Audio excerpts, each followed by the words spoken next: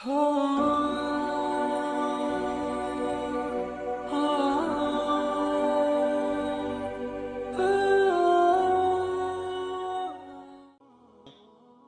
مبارکہ ہے، تم اگر دوسروں کی بیویوں کے ساتھ پرہیزگاری کا معاملہ کرو گے، لوگ تمہاری عورتوں کے ساتھ پرہیزگاری کا معاملہ کریں گے۔ حدیث مبارکہ ہے۔ امام شافعی رحمۃ اللہ علیہ فرماتے تھے کہ زنا ایک ایسا گناہ ہے جو دین ہوتا ہے، جو قرض ہوتا ہے بندے کے اوپر۔ چنانچہ اگر کسی نوجوان نے گناہ کیا تو یہ نہیں کہ گناہ کر لیا، اب اس گناہ کو چکانا ہے اس کے گھر کی کسی عورت نے، یا بیوی چکائے گی، یا بہن چکائے گی، یا بیٹی چکائے گی۔ علماء نے لکھا ہے کہ اس بندے کی گھر کی عورت کے ساتھ ضرور زنا کیا جائے گا، اور نہیں تو گھر کی دیواروں سے زنا کیا جائے گا۔ ہم کیا سمجھتے ہیں کہ ہم ہی دوسروں کی شکلیں دیکھ رہے ہوتے ہیں، ہمارے گھر کی عورتوں کی طرف دوسروں کی نظریں نہیں اٹھ سکتی؟ یہ اللہ کا بنا ہوا ایک نظام ہے۔ اب اگر یہ مکافات عمل کا یقین دل میں ہو تو پھر بندہ اللہ سے ڈرے گا۔ یہ یقین کمزور ہو گیا، احساس نہیں ہوتا کہ اس ایکشن کا ریئیکشن ہو کے رہنا ہے۔ دیکھیں اللہ تعالیٰ وہ ذات ہے، قرآن مجید میں فرمایا فَمَن يَعْمَلْ مِثْقَالَ ذَرَّةٍ خَيْرًا يَرَهُ، ذرہ کے برابر بھی نیکی کا عمل ہوگا اس کا بھی بدلہ دیں گے، ذرہ کے برابر گناہ کا کام ہوگا اس کا بھی ہم بدلہ دے کے رہیں گے۔ تو جہاں ایکوریسی لیول اتنا ہے کہ ذرہ جیسی نیکی بھی آنکھوں سے اوجھل نہیں ہو سکتی، ہم گناہ کر کے کیسے اس کے وبال سے بچ سکتے ہیں؟ آج اس بات کی ضرورت ہے ہم دین کو پڑھیں، دین کو سمجھیں، دین کو سیکھیں، تاکہ اپنی زندگی شریعت کے مطابق گزار سکیں۔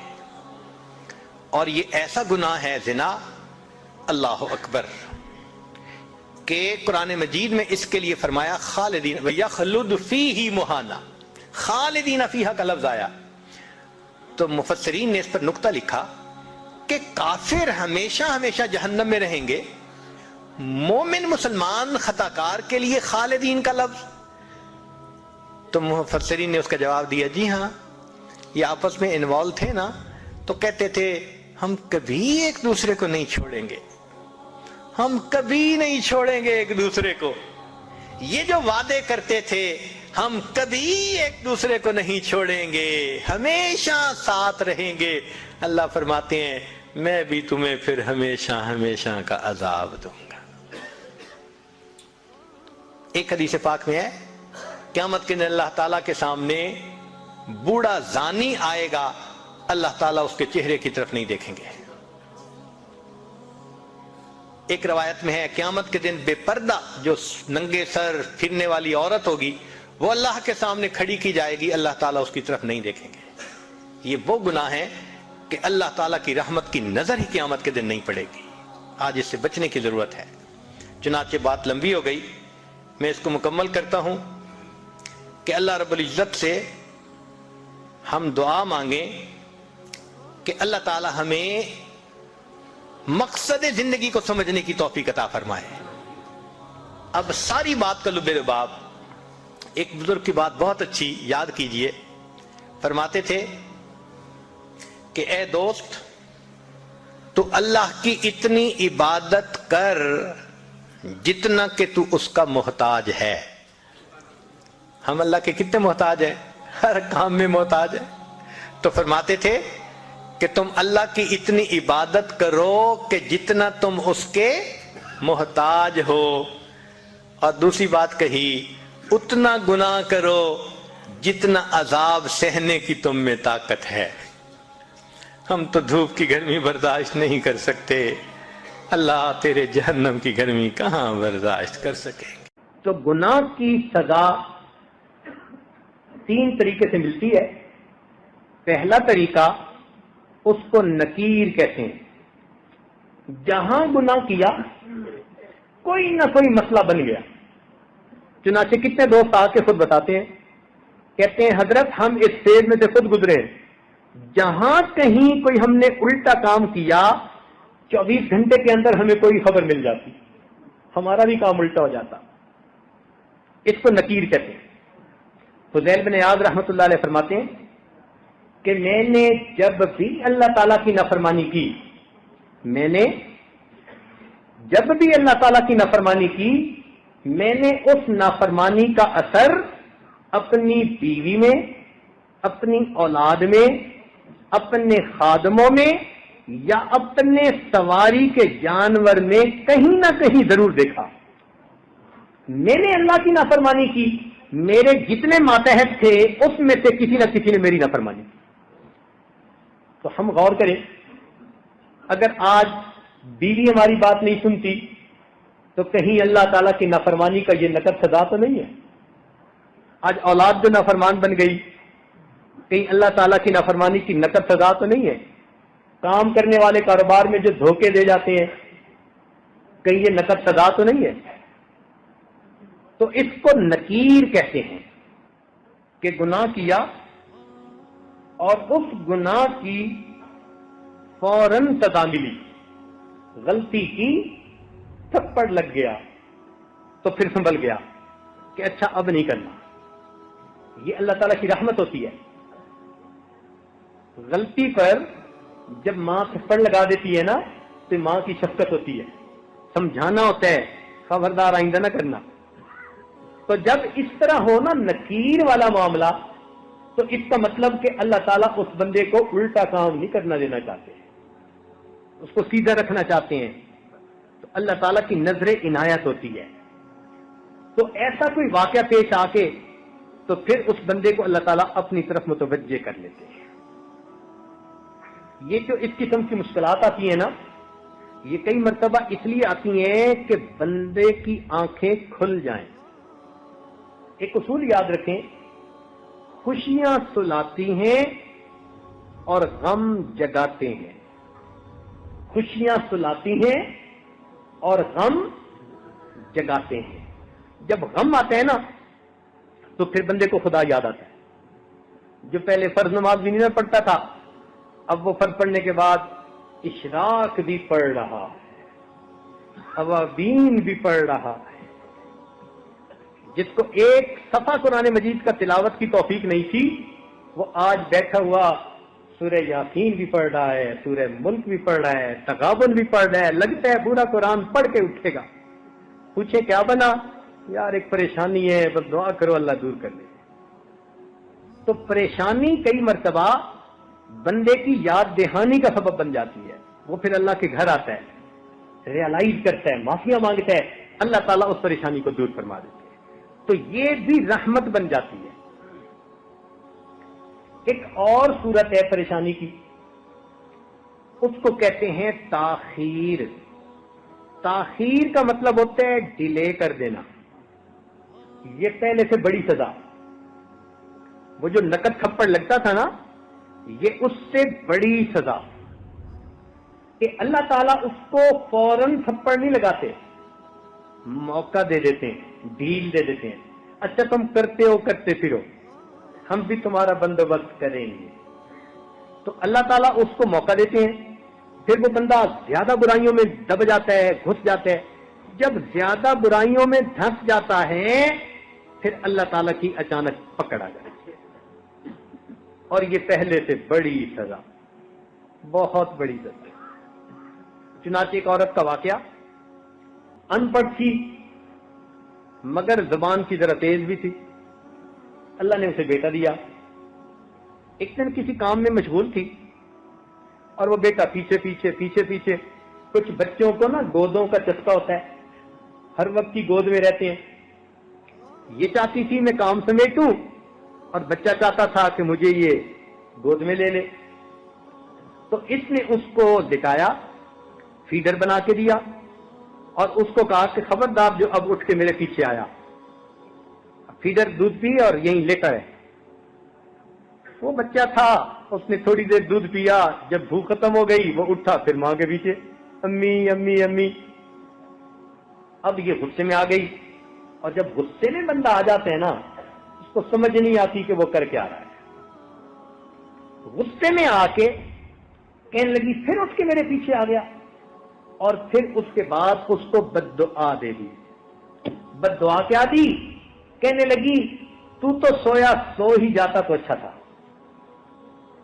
تو سویا سو ہی جاتا تو اچھا تھا۔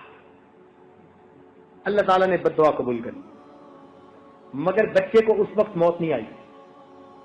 وہ بچہ بڑا ہوا، بڑا خوبصورت، بڑی میگنیٹک پرسنالٹی اس کی، بڑا آئی کیو لیول اچھا اس کا، سکول میں فرسٹ آتا رہا، کالج میں فرسٹ آتا رہا، پھر بزنس مین بن گیا۔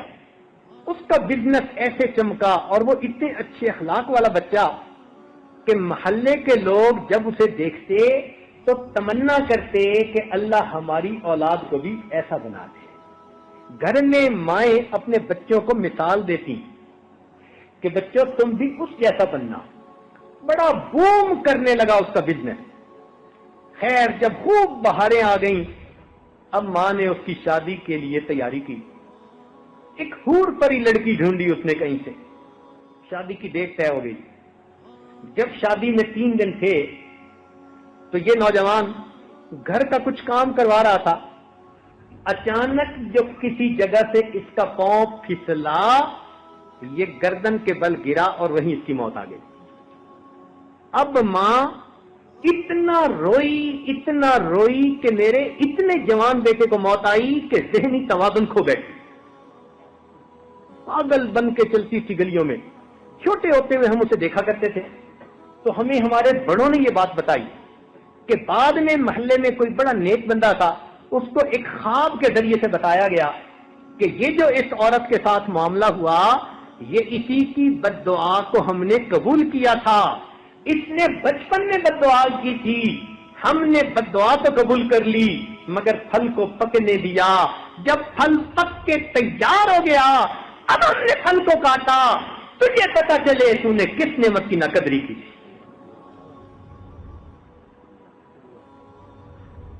کتنی بہنیں ہیں جو اپنے بھائیوں کو بد دعا دیتی ہیں، کتنی مائیں ہیں اپنے بیٹوں کو بد دعا دیتی ہیں، کتنی بیویاں ہیں اپنے خاندوں کو بد دعا دیتی ہیں، پھر بعد میں بیٹھ کے روتی ہیں۔ تو کیا پتا ہماری ہی بد دعا جو کبھی غصے میں کی تھی، آج جا کے اس کا اثر ظاہر ہوا۔ تو اس کو پہلے سے بڑی سزا ہوتی ہے، اس کو کہتے ہیں تاخیر۔ اللہ تعالیٰ تاخیر کر دیتا ہے، ڈیلے کر دیتے ہیں۔ قرآن مجید میں اللہ تعالیٰ فرماتے ہیں فَلَمَّا نَسُوا مَا ذُكِّرُوا بِهِ فَتَحْنَا عَلَيْهِمْ أَبْوَابَ كُلِّ شَيْءٍ، کہ جب وہ لوگ بھول گئے جو ان کو نصیحت کی گئی تو ہم نے ان پر ہر چیز کے دروازوں کو کھول دیا۔ خوب عیش کریں جو چاہتے ہیں، حتی اذا فرحوا بما اوتوا، حتیٰ کہ جب وہ بڑے خوش ہو گئے جو ان کو ملا تھا اور خوب موج میلہ کرنے لگے، اللہ تعالیٰ فرماتے ہیں اخذناہم بغتۃ، ہم نے اچانک ان کو اپنی پکڑ میں لے لیا۔ یہ بہت خطرناک سزا ہوتی ہے۔ اس لیے میرے دوستو، جب انسان گناہوں بھری زندگی گزار رہا ہو اور اللہ تعالیٰ کی نعمتوں کی بارش بھی اپنے اوپر دیکھ رہا ہو، تو یہ بڑا ڈرنے کا مقام ہوتا ہے، یہ بڑا ڈرنے کا مقام ہوتا ہے۔ او اللہ، میں گناہوں پہ گناہ کر رہا ہوں، آپ نعمتیں بھیج رہے ہیں، کہیں مجھ کو پھنسایا تو نہیں جا رہا، ٹریپ میں تو نہیں لا رہے۔ اس کو تاخیر کہتے ہیں۔ اور ایک اس سے بھی بڑی سزا، اس کو کہتے ہیں اللہ رب العزت کی خفیہ تدبیر۔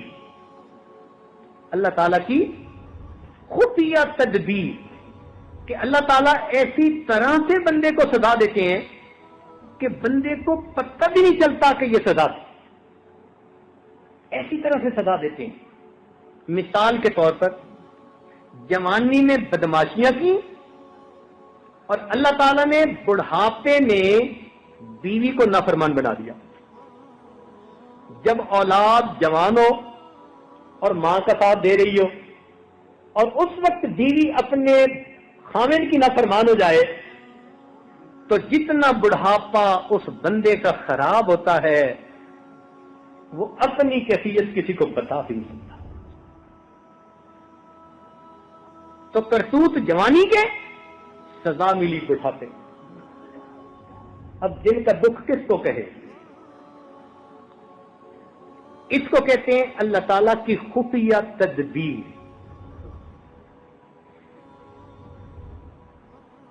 کوئی بیماری ایسی دے دی، نعمتوں سے محروم کر دیا. چنانچہ ایک عورت نے خط لکھا کہ حضرت 7 سال ہو گئے،